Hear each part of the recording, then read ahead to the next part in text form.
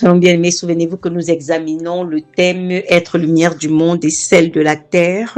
Et pour cela, nous sommes dans Ésaïe 40, les versets 27 à 31. Voici ce que nous dit le prophète. « Pourquoi dis-tu Jacob? Pourquoi dis-tu Israël? Ma destinée est cachée devant l'Éternel. Mon droit passe inaperçu devant mon Dieu. Ne le sais-tu pas? Ne l'as-tu pas appris? C'est le Dieu d'éternité, l'Éternel, qui a créé les extrémités de la terre. Il ne se fatigue point, il ne se lasse point. On ne peut sonder son intelligence. Il donne la force à celui qui est fatigué et il augmente la vigueur de celui qui tombe en défaillance. Les adolescents se fatiguent et se lassent.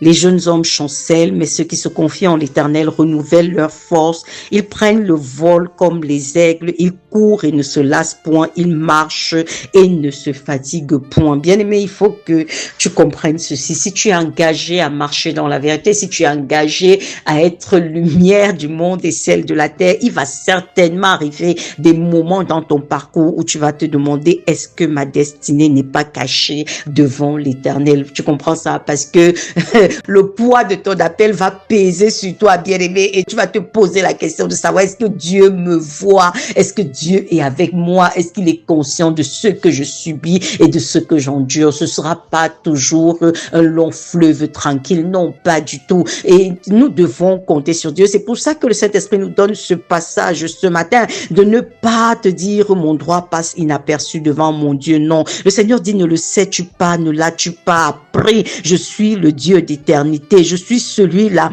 qui relève ceux qui sont fatigués, n'est-ce pas? Je suis celui qui dès tes origines t'a porté et qui jusqu'à ta vieillesse est disposé à te porter. Les choses peuvent sembler être difficiles, tu peux ne pas voir l'issue du chemin, tu peux être vraiment combattu de tous, mais sois conscient de ma présence avec toi. Il dit, les jeunes hommes chancellent, mais ceux qui se confient en l'Éternel renouvellent leur force. Nous devons garder le regard sur Jésus pendant que nous avançons. Bien-aimés, c'est ça que le Seigneur nous dit encore ici ce matin. C'est que bien qu'il y ait des moments difficiles dans le parcours, nous devons croire en celui qui nous a appelés. La Bible dit que celui qui a commencé cette bonne œuvre en toi est fidèle et il va t'amener jusqu'au bout, il va te porter jusqu'à la fin. Donc, peu importe ce par quoi tu passes. Quand je dis peu importe, ce n'est pas pour mépriser tes souffrances, n'est-ce pas? L'apôtre Paul nous parle des légères afflictions. Il nous parle des légères afflictions.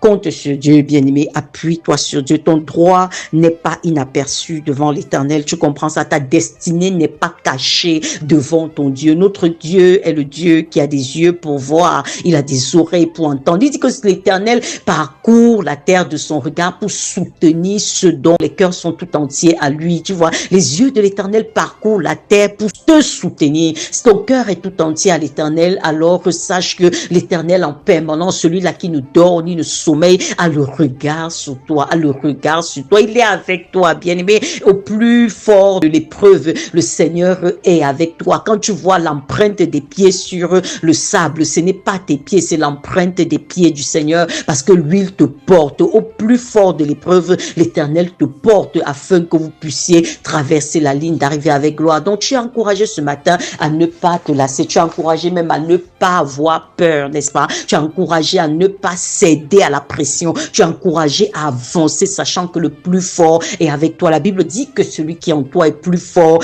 que celui qui est dans le monde. Le diable est comme un lion rugissant. Il est comme un lion rugissant. Il fait beaucoup de bruit. Il crie très fort, mais il n'est pas le plus fort. C'est un ennemi vaincu. Il a été dépouillé et tu dois pouvoir le lui dire. Pendant que tu avances, tu dois pouvoir témoigner, confesser ta victoire. J'ai la victoire en Christ, n'est-ce pas? Je marche dans la domination sur les serpents et les scorpions et sur toute la puissance de l'ennemi et rien ne pourra me nuire. Aussi vrai que l'Éternel est celui qui m'a appelé et qui me porte et qui me conduit et qui me dirige et auquel je me soumets chaque jour, l'ennemi dans ma vie est vaincu au nom nom de Jésus-Christ. Je t'invite à le dire, bien-aimé, et à avancer, le regard fixé sur Jésus. Le Seigneur dit, je suis le Dieu d'éternité, bien-aimé. Ça veut dire qu'il va jamais te laisser en chemin. Tu vas pas te lever un matin et réaliser que Dieu n'est plus là. C'est pour ça qu'il te dit qu'il est le Dieu d'éternité. Il sera toujours là. Il sera